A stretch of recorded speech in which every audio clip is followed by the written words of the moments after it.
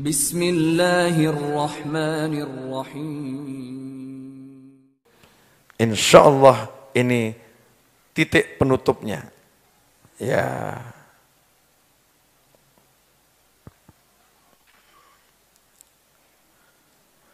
Man shalla minkum bil lail falyajhar bi qiraatih fa innal malaikata tusalli bi salatihi wa tastami' li qiraatih wa inna mu'minil jin alladzina yakununa fil hawa wa jiranahu ma'ahu fi maskanihi yusalluna bi salatihi wastami'una li qiraatih wa annahu yantaridu bi jahrihi fi qiraatih an darihi wa anid dur allati haulahu fusakul jin wa maradatus syayatin. Nah, ini disebutkan dalam riwayat Bazzar dari Mu'adz bin Jabal radhiyallahu ta'ala anhu, Nabi bersabda SAW, barang siapa di antara kalian sholat di malam hari, ya sholat di malam hari, hendaknya sholatnya dengan suara keras.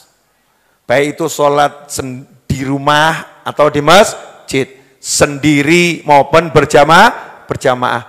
Sholatnya dengan suara keras. Kadang kita kalau sholat maghrib misalnya nih, sendiri di rumah, terus pelan-pelan. Walaupun sendiri disunahkan suaranya keras. Kenapa? Karena ketika dia membaca Al-Quran dalam sholatnya dengan suara keras, malaikat itu akan ikut sholat berjamaah bersamanya. Dan jin-jin yang beriman juga akan ikut sholat berjamaah bersamanya. Yang ada di hawa, di udara, maupun yang ada di rumah tetangganya. Dengar ada suara Al-Quran, ngungsi dulu, kumpul, ya, ikut. Ya mungkin tonggone turu kan ya.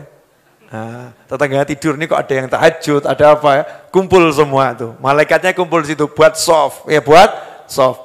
Dan setan-setan ya, dan setan-setan yang ada di rumah itu, jin-jin yang jahat yang ada di rumah itu ataupun di rumah tetangganya akan menyingkir karena dengar suara dia membaca Al-Quran. Jadi kalau kita ngaji di rumah kita itu membantu ngusir setan di tonggo. Tergantung radiusnya, semakin hebat bacaannya, semakin terusir setan.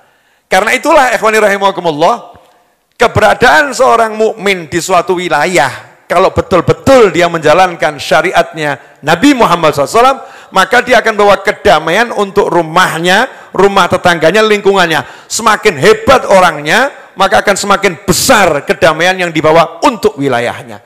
Makanya pernah disebutkan warga Siwon, kota Siwon di Hadramut sana, kami baru paham kami hidup di dunia setelah wafatnya Habib Ali bin Muhammad bin Husain Al-Habsyi radhiyallahu ta'ala anhu.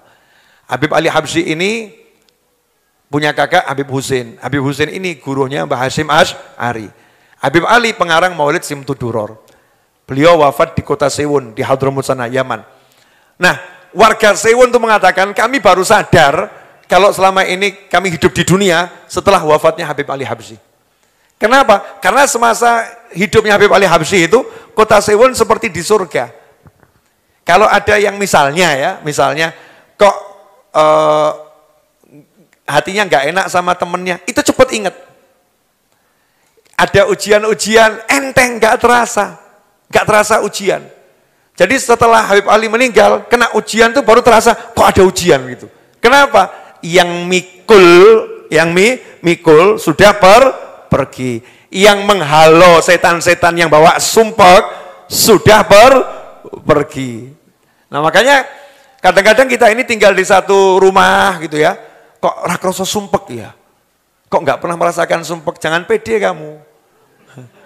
Bisa jadi yang buat gak sumpek itu mungkin ART-nya yang ahli tahajud, ART-nya ahli ngaji, lah majikannya ahli nonton film. Ya, majikannya ahli nonton film. Beruntung punya pembantu ART karyawan yang hidupnya baca Al-Quran, hidupnya sholat, hidupnya sholawat, sehingga rumahnya itu yatanawar, bercahaya berkat punya penghuni yang semacam itu. Ikhwani rahimakumullah.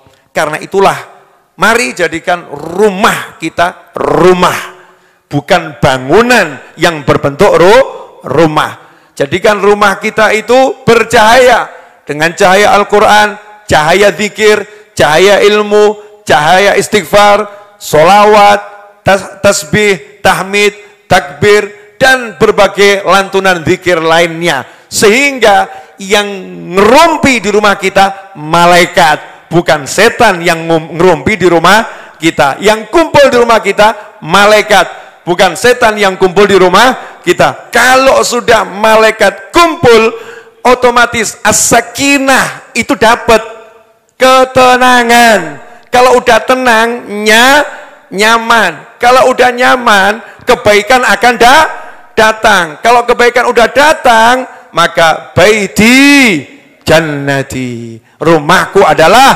surgaku. Alhamdulillah.